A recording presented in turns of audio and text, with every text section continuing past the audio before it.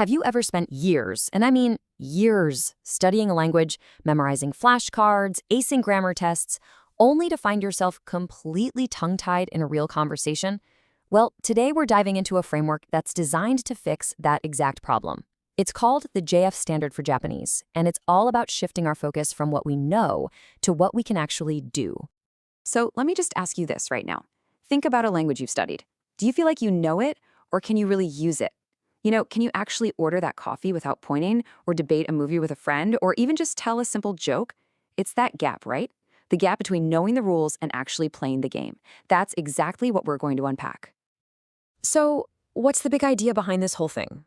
It's actually a pretty simple but really profound concept. Learning a language isn't just about passing a test. It's about making a real human connection. At its heart is this one guiding principle: Japanese for mutual understanding. The goal here isn't just to memorize rules, it's to use the language as a tool to get things down in the real world, and maybe more importantly, to connect with people from different backgrounds.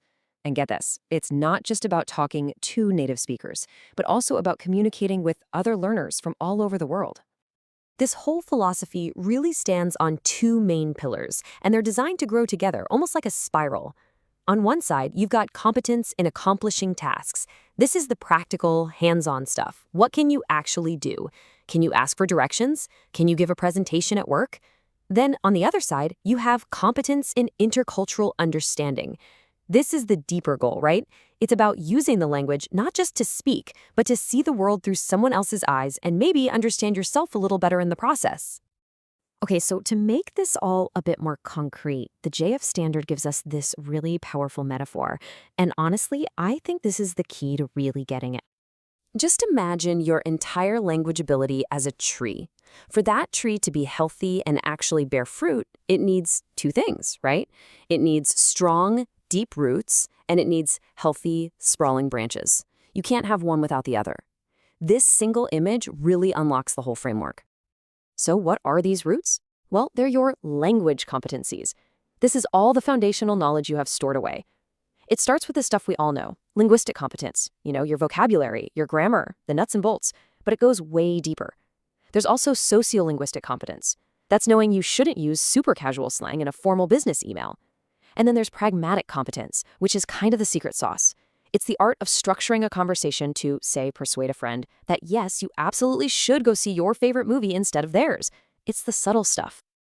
All right, so if all that knowledge makes up the roots, then what are the branches? The branches are the language activities. This is what you actually do with all that knowledge. This includes your receptive skills, what you can understand, like listening and reading. Then you have your productive skills, what you can create, like speaking and writing. And, maybe most importantly, you have your interactive skills, the real back and forth of a genuine conversation. Now, this all sounds great in theory, but how do you actually measure this kind of ability? It's not about your score on a multiple choice test. Nope. It's all about what you can do. And this is where can-do statements come into play. These are basically the fruit of our language tree. So, instead of saying, "Oh, I know past tense verbs," you'd say something like, "I can tell my friend all about the vacation I took last year." See the difference? It's this simple but incredibly powerful shift from just knowing something to being able to do something. Okay, check this out. This slide is a perfect example of how one single skill grows. Let's take addressing an audience. At the very beginning, level A1, maybe all you can do is read a short statement you've practiced 100 times. That's a great start. Then, by the time you hit an intermediate B1 level, you can give a pretty straightforward presentation that you've prepared. And way up at the C1 advanced level, you can deliver a clear, well-structured, even complex presentation. Notice how every single one of those steps is defined by an action. It's all about what you can do. So, how does all of this theory actually translate into a real classroom? Well, the JF Standard isn't just some abstract idea. It's a super practical toolkit for both teachers and, you guessed it, learners. For teachers, this provides a really logical and, frankly, refreshing way to design a course. Instead of just picking a textbook and starting on page 1, they start with the end goal in mind. They ask, what can-do statements do we want our students to achieve by the end of this? Then, they build the course content specifically to help students get there.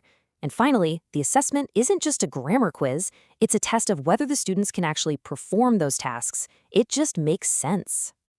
But what about the student? Okay, this is my favorite part. The framework introduces this idea of a student portfolio.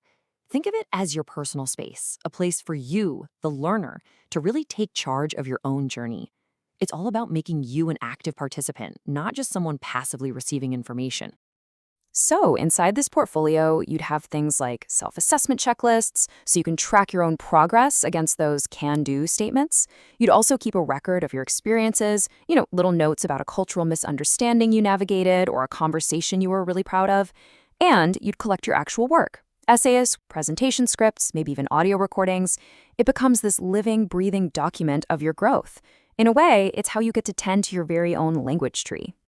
So let's zoom out. Why is this shift in thinking so important? Well, it's because it totally reframes the entire purpose of learning a language in the first place. Think about it. The old way was all about rules and memorization. The central question was, what do you know? But the new way, the JF Standard way, is all about action and accomplishment. It asks a much more interesting, much more powerful question. What can you do? It's a total move from passive knowledge to active, real-world ability. And this brings us to the ultimate why. I mean, this isn't just about becoming a better language learner. It's so much bigger than that. As the creators of the standard put it themselves, it's about fostering skills that can contribute to the creation of a society rich in diversity and can enable us to gain a spirit rich in humanity. In other words, learning a language becomes an act of empathy. It's a way to build a more connected, more understanding world. So I'll just leave you with this final thought. The next time someone asks you if you speak another language, try answering them differently. Don't tell them how many years you studied or what level you're in. Tell them what you can do.